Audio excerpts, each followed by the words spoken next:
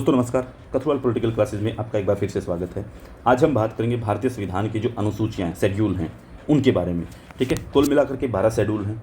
ठीक है, तो शुरुआत करते हैं। देखिए क्या है कि जब हमने संविधान बनाया तो संविधान के अंदर क्या आया था कि कुल मिलाकर के आर्टिकल कितने थे, 395 थे। ठीक है, और उसके अंदर शेड्यूल कितने थे, शेड्यूल थे हमारे पास कुल मिलाकर के 8 शेड्यूल थे।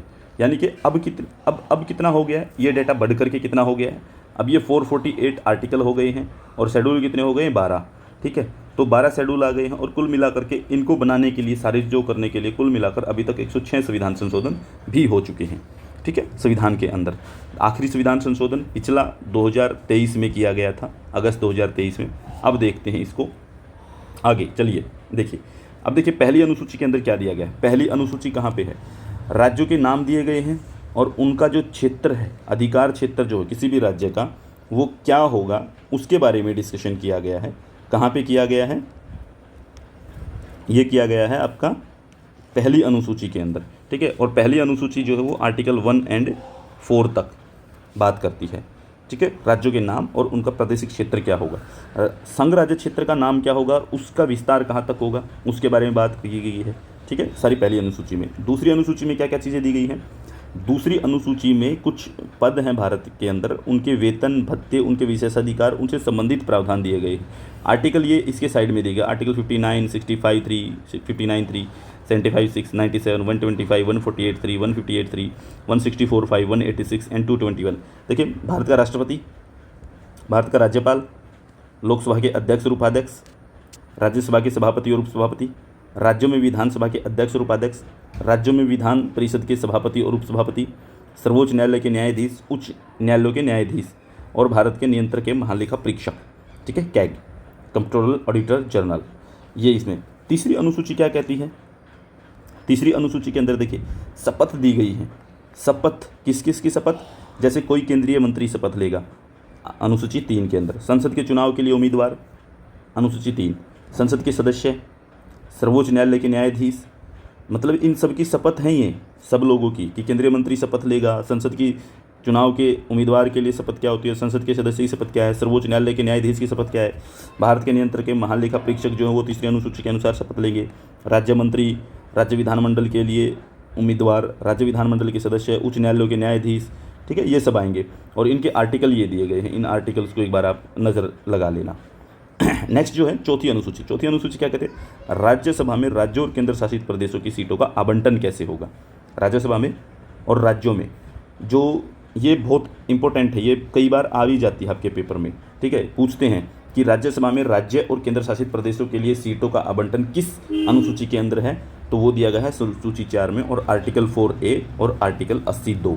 ठीक है, पाँचवीं अनुसूची क्या कहती है, पाँचवीं अनुसूची कहती है कि अनुसूचित क्षेत्रों और अनुसूचित जनजातियों के प्रशासन और नियंत्रण से संबंधित प्रावधान किस में है, वो पाँचवीं अनुसूची में है, आर्टिकल 244(1) में। और छठी अनुसूची में क्या है, पाँचवीं में ये था, छठी में भी ऐसा ही है, अनुसूचित और अनुसूचित जनजाति क्षेत्रों के लिए ही है, लेकिन इसमें मात्र 4 राज्यों के नाम दिए गए हैं, असम, मेघालय, त्रिपुरा, मिजोरम, यानी कि AM, PM। ठीक है, असम, मेघालय, त्रिपुरा, मिजोरम। ठीक है, इन राज्यों में जो है जनजातीय क्षेत्रों के प्रशासन से संबंधित जो प्रावधान है, इन 4 राज्यों के अनुसूची 6 में दिए गए। बाकी के सब के लिए जो है अनुसूचित जनजातियों के लिए अनुसूची 5 में दिए गए हैं। ठीक है, और इसके छठी अनुसूची के प्रावधान क्या है, 244(2) और पाँचवीं का 244(1) और 275(1) छठी में। ठीक है, सातवीं अनुसूची क्या कहती है, यानी कि संघ सूची। सातवीं अनुसूची सबको पता होगी कि भाई भारत की जो है सेपरेशन ऑफ पावर की बात होती है तो वो 3 जगह पे डिवाइड है। जैसे एक तो कहते हैं हम कि संघ सूची बनी हुई है, संघ सूची के अंदर क्या आता है, राज्य सूची बनी हुई है, सूची 1, सूची 2, सूची 3, सूची 3। ठीक है, तो संघ सूची, राज्य सूची, संवर्ती सूची, इसके अनुसार जो संघ और राज्य के बीच में शक्तियों का बंटवारा किया गया है। वर्तमान में संघ सूची में कितने विषय हैं, 100 विषय हैं। मूल रूप में कितने थे, 97 थे। राज्य सूची में 61 विषय हैं वर्तमान में, मूल रूप में कितने थे, 66 थे। जबकि संवर्ती सूची में जो है 52 विषय हैं, मूल रूप में कितने थे, 47 विषय थे। और आर्टिकल 246 जुड़ा हुआ है 7वीं अनुसूची से, ये याद रखना आपको। ठीक है, कंप्लीट। 8वीं अनुसूची क्या कहती है, मूल रूप में जो थी संविधान द्वारा जो मान्यता प्राप्त भाषाएं हैं वो भाषाएं शामिल, मूल रूप में 14 भाषाएं थी, ठीक है, लेकिन वर्तमान में 22 भाषाएं हैं। कौन कौन सी? जैसे आर्टिकल 34(1) में आती हैं भाषाएं, आर्टिकल 351 में आती है भाषाएं, ठीक है। अब देखो, असमिया, बंगाली, बोडो, डोगरी, गुजराती, हिंदी, कन्नड़, कश्मीरी, कोंकणी, मैथिली, मलयालम, मणिपुरी, मराठी, नेपाली, उड़िया, पंजाबी, संस्कृत, संथाली, सिंधी, तमिल, तेलुगु और उर्दू। सिंधी को 1967 के 21वें संविधान संशोधन से अधिनियम के द्वारा जोड़ा गया। कोंकणी, मणिपुरी और नेपाली को 1992 के 71वें संशोधन द्वारा जोड़ा गया, ठीक है।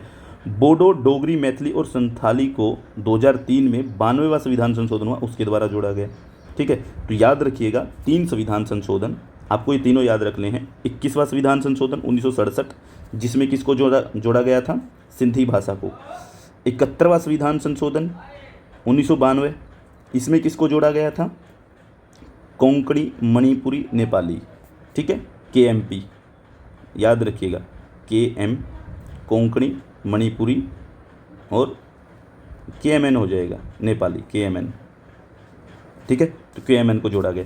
इसके बाद जैसे इस 2003 में फिर से 4 भाषाएं जुड़ी, बोडो, डोगरी, मैथिली और संथाली, BDMS, ठीक है, ये जोड़ेगी 2003 में, और संशोधन किया गया था 92वां संविधान संशोधन, 21, 71, 92, ठीक है, 67, 92, 3, ये संशोधन आपको इस तरीके से याद कर लेने हैं। इसके बाद है 9वीं अनुसूची।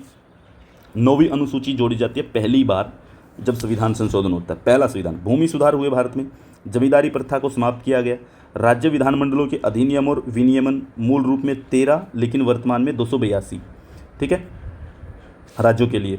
19 तथा अन्य मामलों से संबंधित संसद के अधिनियम और विनियमन, ये सारे इसी के अंदर। इस अनुसूची को प्रथम संशोधन 1951 द्वारा जोड़ दिया गया, ताकि इसमें शामिल कानूनों को मौलिक अधिकारों के उल्लंघन के आधार पर न्यायिक जांच से बचाया जा सके, कि भाई जुडिशियल रिव्यू ना हो सके, इसलिए 9वीं अनुसूची जोड़ी गई थी, ठीक है। और वो क्यों? क्योंकि भूमि सुधार करने, और भूमि सुधार जैसे जमींदारी प्रथा उन्मूलन करना था, ठीक है। इससे संबंधित जो भी राज्य विधानमंडल का कोई कानून बने, ठीक है, या फिर सेंट्रल गवर्नमेंट का कोई कानून बने, ठीक है, ये अधिनियम इसके अंतर्गत आएंगे, ठीक है, तो इनको जोड़ देगा। हालांकि 2007 में सर्वोच्च न्यायालय ने यह फैसला सुनाया कि 24 अप्रैल 1973 इसके अंदर एक केस आता है 2007 का, कोहितो होलोन केस आता है, ठीक है, न्यायिक समीक्षा के लिए खुले हैं। इसने कहा कि 24 अप्रैल 1973 केशवानंदन भारती केस से पहले के मामले जो हैं उनकी न्यायिक समीक्षा नहीं हो सकती, लेकिन इसके बाद के जितने भी मामले उनकी सबकी न्यायिक समीक्षा हो सकती है, और आर्टिकल 31B ये इसके अंतर्गत आता है।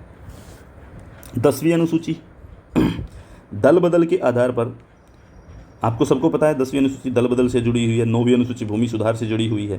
पहला संविधान संशोधन था, ये कौन सा था? ये 52वां संविधान संशोधन है 1985। दल बदल के आधार पर संसद और राज्य विधानसभा के सदस्यों की अयोग्यता से संबंधित है, ठीक है, ये जोड़ा गया, तो जिसे दल बदल विरोधी के रूप में माना जाएगा। आर्टिकल 102 में और आर्टिकल 191 में, 102 सेंट्रल गवर्नमेंट और 191 राज्य विधानमंडल, ठीक है, यानी कि ये संसद के लिए, ये राज्य विधानमंडल के लिए 191। 11वीं अनुसूची जुड़ती है पंचायतों से संबंधित, सब जानते हैं, पंचायतों की शक्तियाँ, अधिकार, उनकी जिम्मेदारियाँ उनको निर्दिष्ट करती है, और कुल मिलाकर के 29 विषय पंचायतों को दिए गए। और 1992 का 73वां संविधान संशोधन अधिनियम आता है, वो इसके अंतर्गत जोड़ा जाता है, और 243G के अंदर जो है 11वीं अनुसूची आती है। 12वीं अनुसूची शुरू होती है न्यायपालिका की शक्तियों, नगर पालिका की शक्तियाँ, अधिकार और उनकी जिम्मेदारी ये निर्दिष्ट करती है। इसमें 18 मामले शामिल किए गए हैं, 18 शक्तियाँ दी गई हैं, और 74वां संविधान संशोधन किया जाता है। इसके द्वारा 12वीं अनुसूची जुड़ती है, ठीक है, 243B में, ठीक है। तो ये थी हमारी अनुसूचियाँ, सारी की सारी 12 अनुसूचियाँ, 12 की 12 हमने समझ ली हैं, ठीक है। इसको आपको याद करके जाना, पेपर के लिए बहुत इंपॉर्टेंट है, ठीक है। मिलते हैं नेक्स्ट क्लास में, तब तक के लिए आप जो है चैनल को लाइक करें, सब्सक्राइब करें, शेयर करें, और बताएं कि तैयारी चल रही है, और इसमें जुड़े रहें। चैनल पे डेली की वीडियो आती रहेंगी, ठीक है। हम हर एक यूनिट से PDF लेकर के आपको यूनिट करवाते रहेंगे, ठीक है। आज की वीडियो में इतना ही, मिलते हैं नेक्स्ट वीडियो में, तब तक के लिए धन्यवाद।